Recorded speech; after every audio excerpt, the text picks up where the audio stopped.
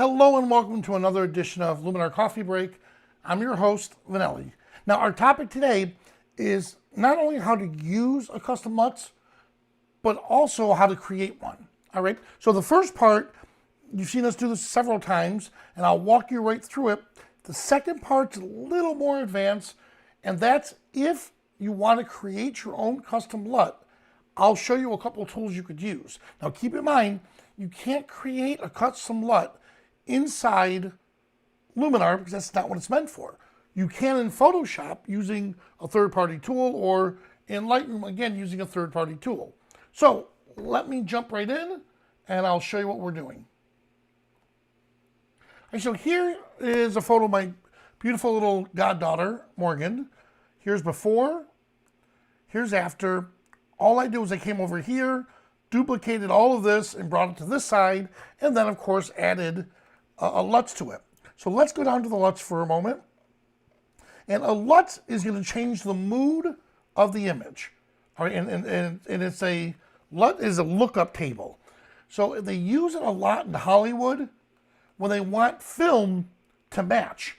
You know, so they're filming in one part of the town to another part, and they want it to look similar. So that's how LUTs was created. So what we're going to do is this. We're going to go through and just select one of the many built-in ones that we have. So let's come down here. Oh, I like 1960. Candle, it looks pretty good. And sepia, you can never go wrong with that. So let's click that. All right, so here we are. So I chose that LUT, and now I can adjust it a little further. Decided to make it look a little bit sharper with a contrast, or make it look like a dull, artistic type vintage photo. We can go to a negative value. Let's do that. Good, let's bring back some of this, or desaturate a little bit. And I like that right there. All right, good. So this is what it was before. Here it is after, just a slight shift in color, and then we could come up here to take it another step further and apply the matte tool. All right, and here's where we'll get that faded, I hate to use the word Instagram type look.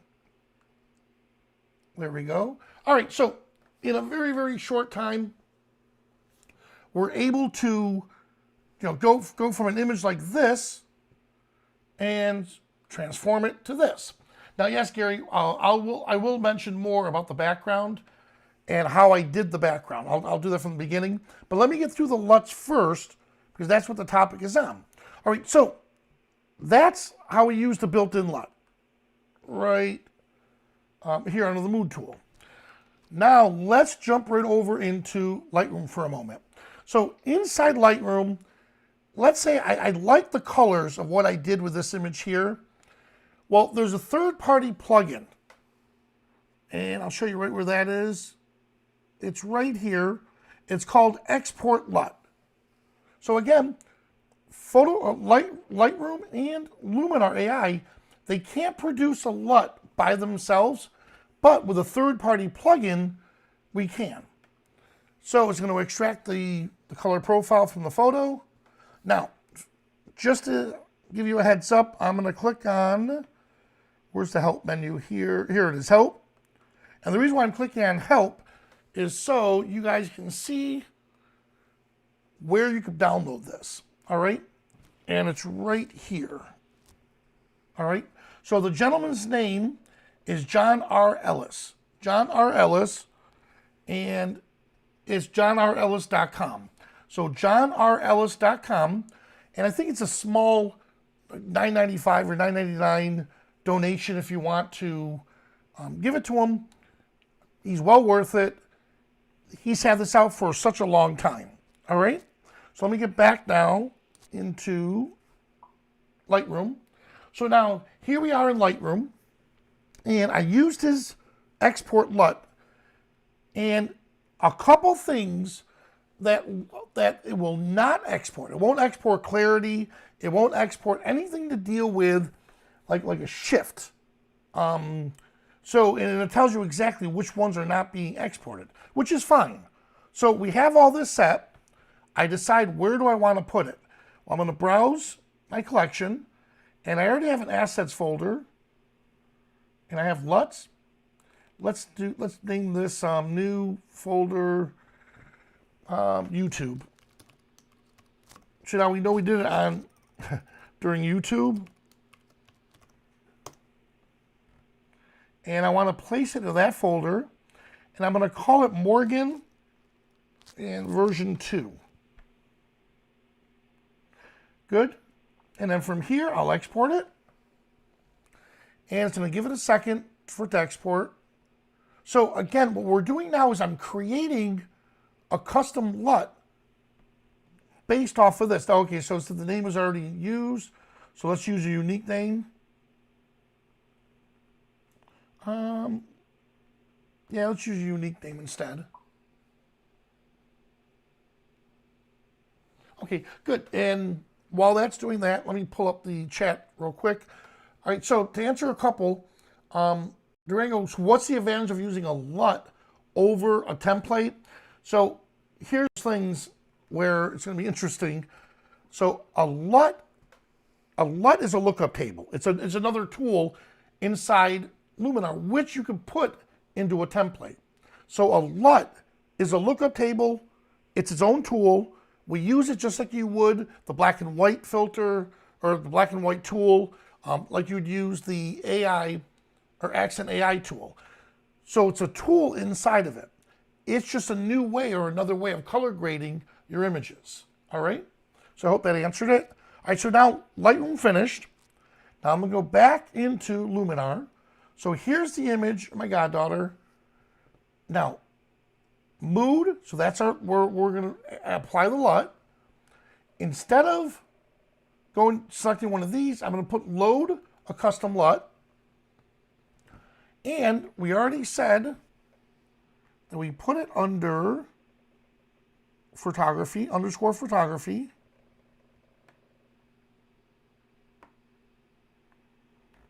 Oh, already there. So we put it under underscore photography, assets, LUT, YouTube, and there it is. So let's click on this one right here. So that's the one we just created. And I'll click open. Give it a second to think. And I'll dial it back a bit.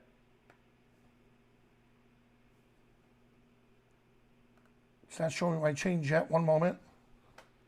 Let's give it a second. I may have to re-enter the LUT area here. Let me do this for a minute. Just to make sure. Actually, this is what we'll do. We'll come over here to the history. And I'm going to back it down to here. Let's see. I have 3 of the most, how about this one right here? So I have Photoshop, Lightroom, and Luminar all running at the same time. So you could see my computer's wondering, what the heck are you doing to me? All right, so I went all the way back to the beginning here. And now we'll go back up again. So, and let me just, good, making sure we can do that. Got it. All right, so now I'm going to go back up to the top, and I'm going to load that custom LUT I did. And there it is. And click open. There we go. Now I can apply it. There we are. And I liked it better, a little bit more desaturate right there. There we go. So before and then after. So it doesn't look like there's a huge change to it, and that's what you want, just like the vignette tool. You don't want it to look like a drastic change, but you do want to change it up a bit. And that's what we did with this here. So to create the custom LUT, you can sit there for hours going through the tools and just keep clicking and selecting the ones that you'd like. Or you could just download them, and there's so many of them that are free, you could download a bunch of the free collections. Now, we do on our Skylum place, let me come up here, download. If you come to the Skylum Marketplace, the cinematic LUTs, I absolutely love these LUTs that Rich Harrington created. So you could download those for free. So if you're not looking to create your own LUTs, download a lot of these free ones. And let's apply one of those. So I'm going to come over here, load a custom LUT again. And remember what I showed you before is if you put underscore assets, I'm going to double click on LUTs. And this is how I organized them. And these are the ones that are free. I love earth tone. Let's try that. And there's the earth tone. I'm going to dial it back. It's a little too aggressive. Ooh, right about there. Contrast a little bit too much. There we go. And I like that. All right. So that's just another way of adding an artistic flair to what we're doing. All right. Okay, good. You guys are asking a lot of good questions. So once you load a custom LUT, does it stay available in this tool list? As of now, unfortunately, no, it doesn't. All right. So as of now, it doesn't. However, by me showing you this right here, the organizational side of it. So as long as you organize it right under your pictures folder, here's all your images, create an underscore asset, and put in there your looks, your LUT, your signatures, skies, anything that you want quick access to that pertains to either Photoshop, Lightroom, or Luminar, put it in this folder here. We did the LUTs folder, like I said. I can just double click on that. Here's another one from the marketplace. So if I want quick access to it, let's see what this does for us. Ooh, it's making it a little bit darker. All right, that's an interesting one. Let's give it time to render. So you have all your access to that right there. Now, there we go. I like that one. All right, good. Now, David said if he sees an image, let me pull this up. If you see an image on the internet, can you create a LUT function? The answer is yes. All right, so yes, you can. And like I said, you could bring it in. So you could bring that image into Lightroom like we just did, and then apply that tool that we just did. One more tool. Let me take this, and I'm going to edit this in Photoshop. So that's one tool. Now, let's see if this will open up into Photoshop for me. If not, we'll grab a different one. Okay, here we go. All right, this infinite color, here we go. This infinite color is a third-party plugin. Watch this. This is the difference between the other one. If I just click on it, it's going to randomly make all these changes. So to answer your question, can you see a preview of the LUT? Unfortunately, no. But here's a way right here to where you can start creating them, and what you see is what you get. Oh, I like that one. And then when you come across one that you like, let me go a little further. All right, I like what that did. Now from here, you'll go File, click File, and then it's going to be Export, and we're going to export as a color lookup table. We'll give it a descriptive name, say flowers, and select OK. Now let's just decide where we want to save it. I'm going to call this muted colors. And I want to save it like we did before under my assets, LUTs, and I'm going to leave it just into the root folder of the LUTs. And now that I saved it. All right. Now I can use any program that can use a LUTs. So we'll go back to Luminar. I'll click on it, load custom LUTs again, and we called it soft vintage, what do we call muted colors. And now there it is here. All right, did I add a black and white to this? Let's see. I did. So let me get rid of that black and white. There we go. So here's before, and there's after. All right. So that was a real quick way. I shouldn't say quick way. That's one way of adding custom LUTs to what you're looking for. In all honesty, why reinvent the wheel? So there's so many that are out there that are free, and there's so many on the marketplace that are free. So you can go out and grab them that way. And like Gary, like we said, since we can't preview them, what I really need to do is go back through and just say, okay, these are earth tones.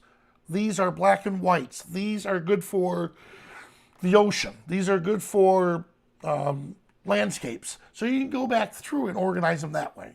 All right? Now, this, we have extra time. This is an extra bonus because who asked for it? Pull up here.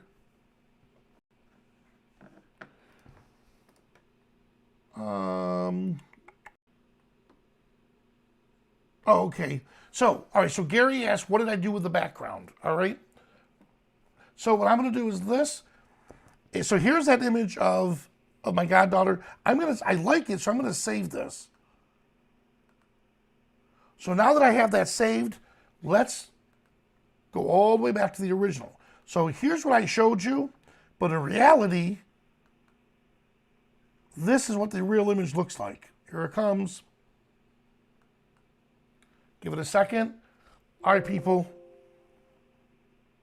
You don't care about saving it, just show them the real image. There we are. All right, so I hope you're happy. You know the old attitude or the old saying, you know, the difference between a great photographer and a good photographer, the greats never show you all their photos. Yes and no. This was a horrible photo. The action with what we're doing was phenomenal. But the overall image itself, I mean, it was captured in the Florida sun late or early in the afternoon. So there's a lot of stuff that's wrong with this image. She, thank God, is what's making the image look good. I tried to replace clouds back here. That's not going to do it. It's just an overblown throwaway image. But to save it, watch what we can do. Before I crop, all right? So before I crop, I'm going to come over here and I'm going to grab the clone tool. Now, I don't have to be perfect. I'm just going to click anywhere over here. So I selected this area. And now, with my mouse or my pen, all I'm going to do is come in here, just keep clicking. And it doesn't have to be perfect. And you'll see in a moment why it doesn't have to be perfect and why I'm cloning this big area. As long as I don't clone her, I'm fine.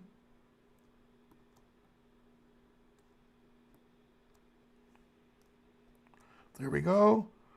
All right, so you see I'm just, again, not paying too much attention to, you know, where it's at. I just want to fill that area. Make sure there's none of these little marks like that. All right. So far, not bad. Good. There we go. I'll zoom in a little bit. And I did go over her hand, which I shouldn't have. All right, but we're there. All right, let's give it a second to render. And we're good. Okay. There. Now, once I did that, Now, I know what you're thinking. Well, wait. That's okay for now. So notice there are some spots you're like, what the heck did you do, Vanelli? It doesn't matter because I just needed content to fill in the gaps. So now I can come in here and crop the living daylights out of this to hide some of my mistakes. A little too much. There we go. There. And now, if I needed to, I could come back in here and do a little more cropping on this. But notice by using a large amount or a large space that I did and just grabbed it from all over the place, when I cropped it smaller, you can't tell that it was from a different part of the image. But if I were to just use the image here, let's say if I were to just start applying the clone and stamp tool from this section, bring it over to here, after a while, you're going to say, oh yeah, I see the repeated patterns. Well, the repeated patterns were way up here and outside the frame. And a lot of times what I'll do is I'll take that clone again, but this time bring this down to, let's say, 50%. Select a spot, and then just little clicks. Little clicks over the spot, so it's not at 100%. So it's not cloning it identical. In fact, I'll do this here. See what it's doing? It's just giving you that slight little opacity to where you can't tell it was from another spot, but you're able to just brush through there. So there was a little bonus tip for you, and thank you so much for asking. All right, let's see what else we have. Is there a tool to capture light from an image? Not that I'm aware of. All right, not that I'm aware of. So, all right, so again, is there a quick way to preview? We already talked about that. Preview the LUTs, and the answer to that, unfortunately, right now. And then we also talked about how LUTs, you can apply them into your templates, treat it as another tool. Once you start downloading some of your favorite, especially the black and white LUTs, you'll see how that lookup table changes the mood of the image totally differently. And then you can apply it as you keep going on to different images from there. All right? Hey guys, thanks so much for asking a lot of very good questions for us. All right? So if you have any other questions, please leave them in the chat and we'll try to answer them after the show. And as always, if you have questions or if you have ideas for future episodes, please shoot me an email at vanelli@skylum.com and we'll do our best to try to implement them into the shows. Well, thanks for watching, and I'll see you at the next coffee break.